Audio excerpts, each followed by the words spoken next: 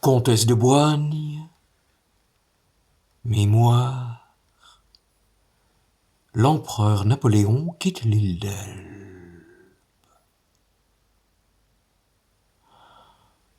Mon père avait été chargé de veiller sur les actions des bonapartistes répandus en Italie et sur leur communication avec l'île d'Elbe.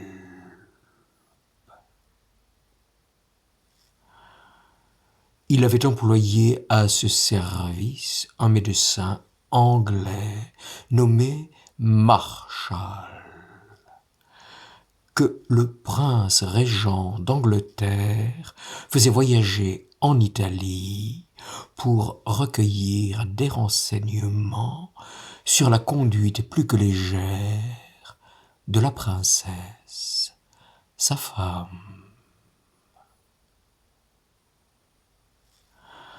Ce Marshall avait en 1799 porté la vaccine en Italie.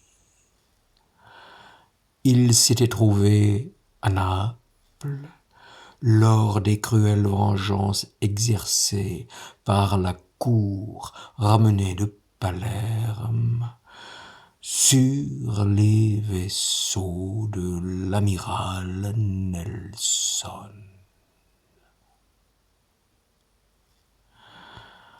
Il était jeune alors, et justement indigné du spectacle hideux de tant d'horreurs. Il avait profité de son caractère d'anglais et de l'accès que lui procurait sa position de médecin pour prendre et rendre beaucoup de services aux victimes de cette réaction royaliste. Il était resté depuis lors dans des rapports intimes avec le parti révolutionnaire et fort à même de connaître ses projets sans participer à ses trames.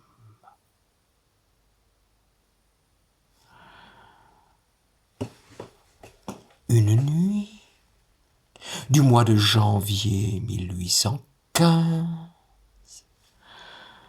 il arriva chez mon père très secrètement et lui communiqua des documents qui prouvaient de manière la moins douteuse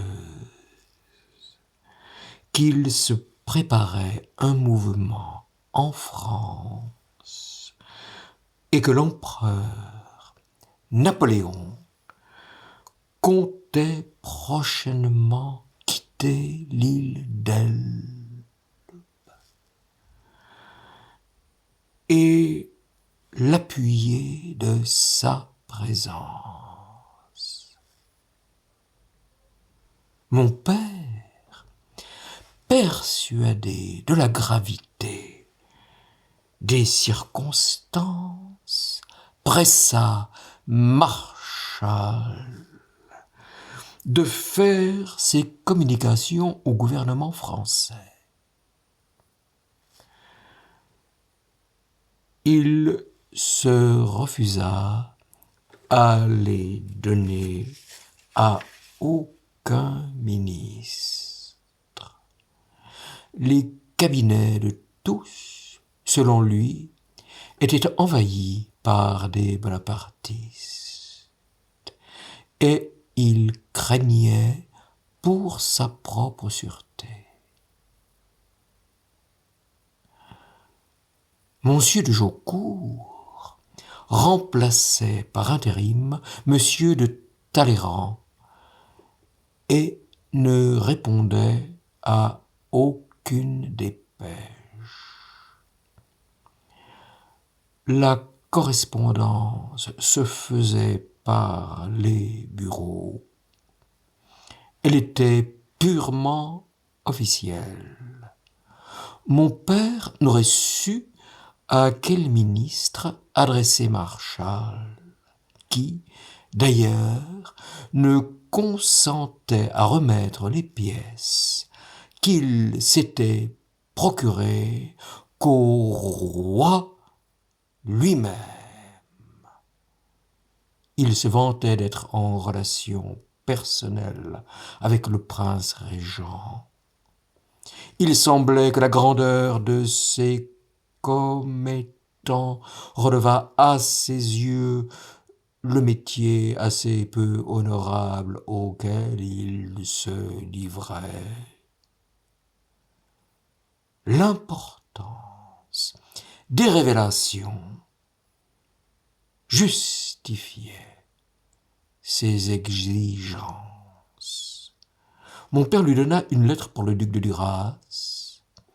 Il fut introduit par celui-ci dans le cabinet de Louis XVIII le 22 janvier. Le roi fit remercier mon père du zèle qui avait procuré des renseignements si précieux. Mais ils ne donnèrent lieu à aucune précaution, pas même à celle d'envoyer une corvette croisée autour de l'île d'Elbe. L'incurie, à cette époque, a été au-delà de ce que la crédulité de la postérité pourra consentir à se laisser persuader.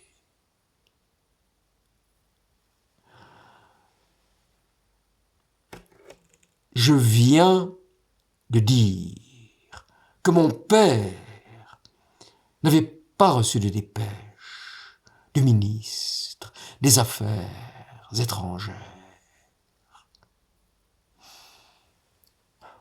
J'ai tort. Il en reçut une seule pour lui demander des truffes de Piémont pour le roi. Elle était de 4 pages et entrait dans les détails les plus minutieux sur la manière de les expédier et les faire promptement et sûrement arriver.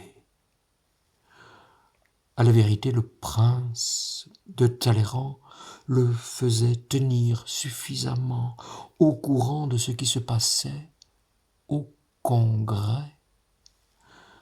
Mais sa résidence à Vienne empêchait qu'il pût donner, ni peut-être savoir, des nouvelles